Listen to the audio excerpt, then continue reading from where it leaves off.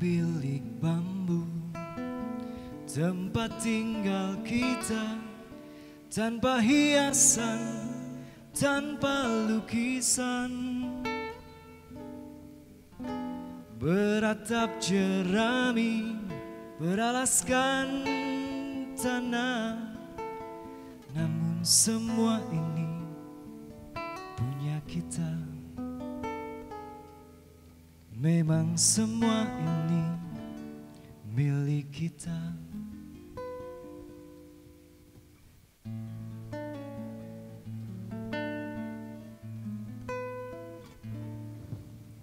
Hanya alang-alang pagar rumah kita, tanpa anyelir, tanpa melati. Hanya bunga bakung tumbuh di halaman. Namun semua itu punya kita. Memang semua itu milik kita. Haruskah kita beranjak ke kota yang penuh dengan tanya?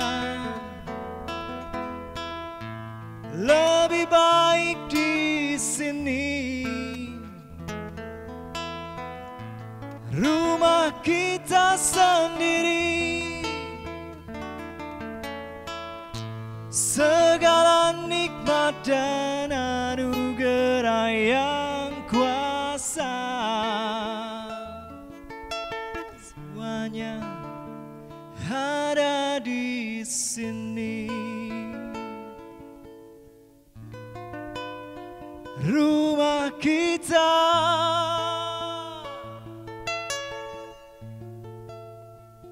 ada di sini.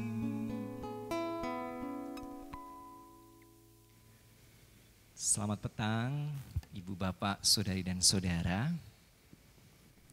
Di dalam ibadah Kamis Putih ini, sebagaimana yang Ibu, Bapak, Saudari dan Saudara lihat, saya tidak sendirian. Saya mengajak seorang teman. Nah, mungkin ada di antara kita yang belum mengenal atau mungkin hanya pernah melihat, tapi belum tahu siapa kawan saya ini. Maka monggo Mas, memperkenalkan diri. Ya, terima kasih Mas Rizal. Saya Elois, saya asalnya dari Jawa Timur, di kota Lumajang. Saya di Jogja lagi menempuh pendidikan. Pendidikan apa ini Mas? Keperawatan kah? Oh, tampaknya nggak cocok. Oh, nggak cocok ya Mas ya. Saya menempuh pendidikan di salah satu kampus seni di daerah Bantul. Oh, ya tahulah ya kampus seni daerah Bantul. Ya. Ada beberapa alasan kenapa saya mengajak Mas Elois ini untuk ya berkolaborasi di dalam renungan ini. Pertama tentu saja karena Mas Elois ini gitaris yang cakap begitu ya. Tapi ada lagi alasan yang lebih spesifik. Saya kenal Mas Elois dan saya tahu bahwa bapaknya Mas Elois ini fans beratnya God Bless gitu. Betul ya Mas ya? Betul sekali. Betul, jadi ketika tadi kita main dan nyanyi Rumah Kita, ini mungkin bisa menjadi semacam obat rindu kepada bapak dan keluarga di rumah. Gitu ya Mas? Nggak bisa pulang. Nggak bisa pulang karena ya situasi terkait dengan COVID-19. Benar. Harus melakukan pembatasan sosial berskala besar gitu. Nah, semoga ini bisa jadi obat rindu. Dan kebetulan lagu ini belakangan ini jadi populer lagi ya Mas ya? Iya, benar. Benar ya? Salah satunya ya karena Mbak Najwa Shihab lalu bikin video kolaborasi dengan musisi-musisi papan atas di Indonesia, lalu diupload di YouTube, lalu di-share gitu dalam kampanye hashtag di rumah aja. Supaya kita yang di rumah aja bisa bekerja atau belajar dari rumah itu sadar tentang pentingnya untuk tinggal di rumah. Tapi di sisi lain ini juga apresiasi dan penghargaan buat teman-teman yang karena pekerjaannya, tugasnya, tanggung jawabnya seperti para dokter dan tenaga medis tidak bisa di rumah aja. Jadi masing-masing kita punya peran gitu. Dan bukankah lagu ini di rumah aja, hashtag di rumah aja dan rumah kita ini relevan sekali dengan kondisi berjemaat kita saat ini, ya. Seperti di GKJ Condong Catur contohnya, sejak tanggal 22 Maret 2020 yang lalu, kita tidak lagi beribadah di gereja, Mas. Kita beribadah di rumah masing-masing bersama dengan keluarga atau mungkin seperti Mas Elois dengan teman di kos-kosan begitu ya. Jadi ini pasti membuat kita merasa kangen. Kapan sih kita bisa beribadah lagi di gereja?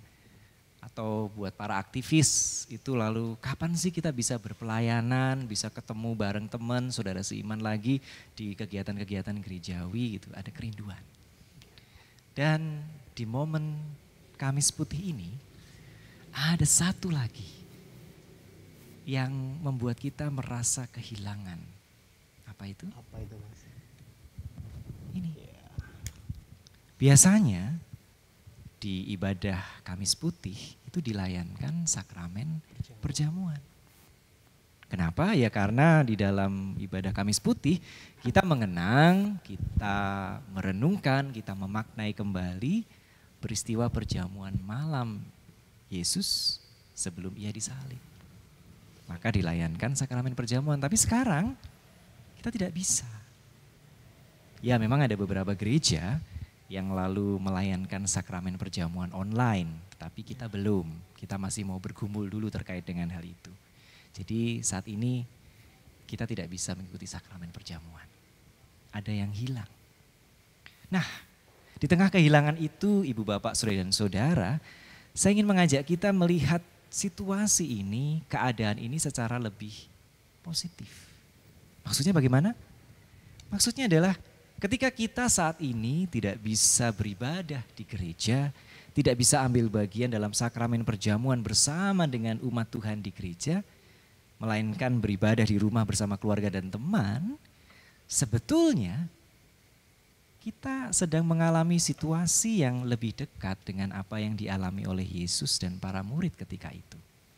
Nah, ada beberapa hal yang perlu menjadi perhatian kita.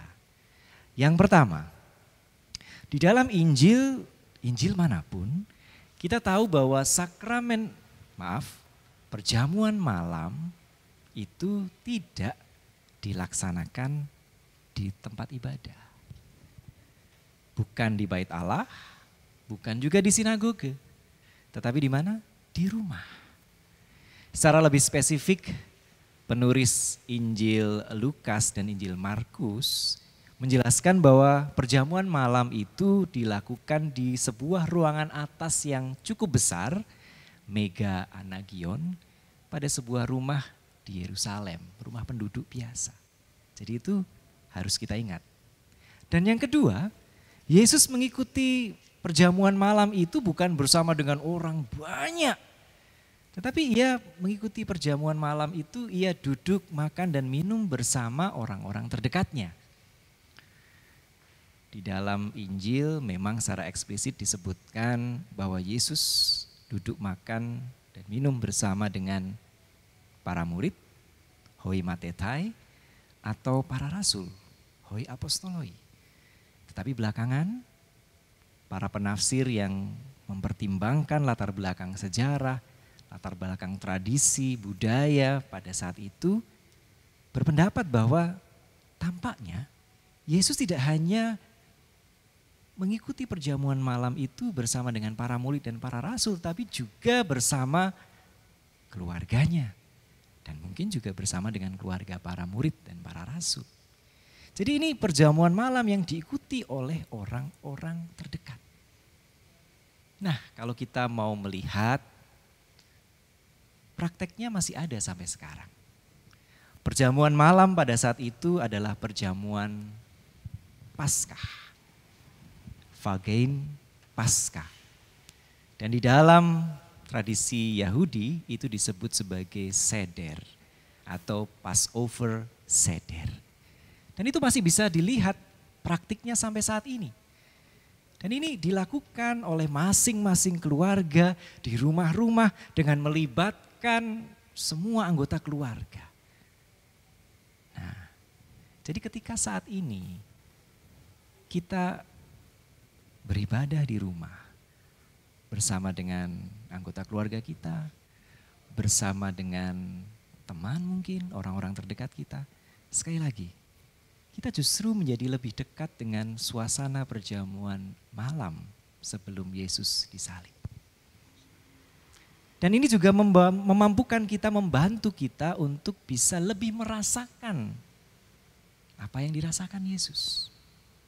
Yang pertama, Yesus ketika ia berhadapan dengan pergumulan yang berat, pergulatan yang hebat, bahwa ia akan segera ditangkap dan disalibkan, dia lalu memilih untuk tinggal menghabiskan waktu bersama dengan keluarga dan orang-orang terdekatnya.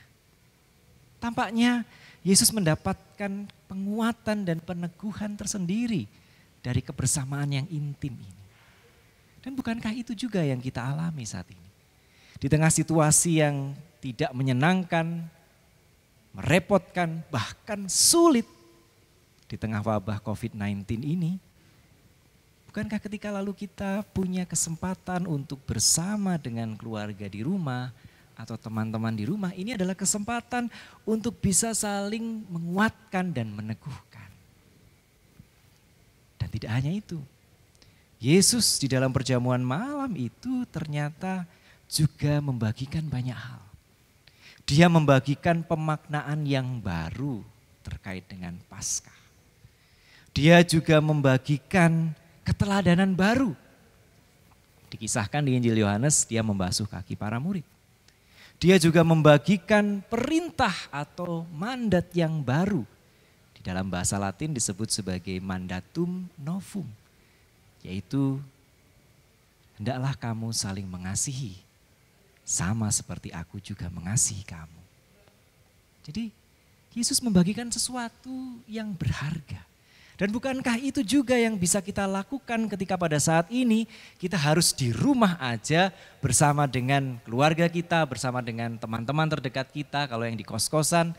Kita bisa berbagi kehidupan, berbagi cerita, berbagi inspirasi, berbagi keteladanan, berbagi banyak hal yang baik.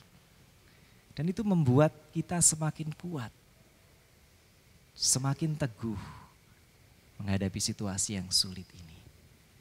Jadi sekali lagi, ya memang kita tidak bisa mengikuti sakramen perjamuan saat ini.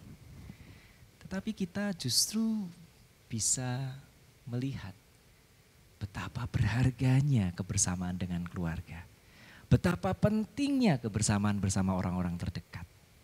Makanya Martin Luther mengatakan bahwa keluarga itu adalah gereja kecil, eklesiola. Dan Arswendo Atmowiloto mengatakan keluarga adalah harta yang paling berharga, puisi yang paling indah, juga mutiara yang tiada taranya.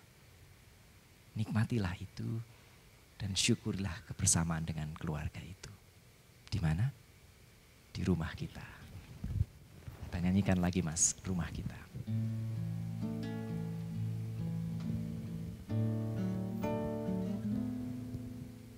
Hanya bilik bambu, tempat tinggal kita, tanpa hiasan, tanpa lukisan.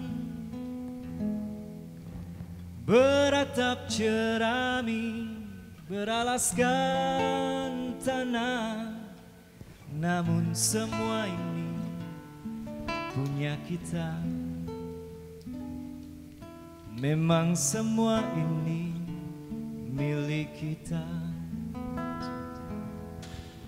Hanya alang-alang pagar rumah kita, tanpa anyelir, tanpa melati. Hanya bunga bakung tumbuh di halaman, namun semua itu punya kita. Memang semua itu milik kita. Haruskah kita beranjak ke kota yang penuh dengan tanya. Lebih baik di sini, rumah kita sendiri. Segala nikmat dan anugerah yang kuasa, semuanya ada di sini. Rumah kita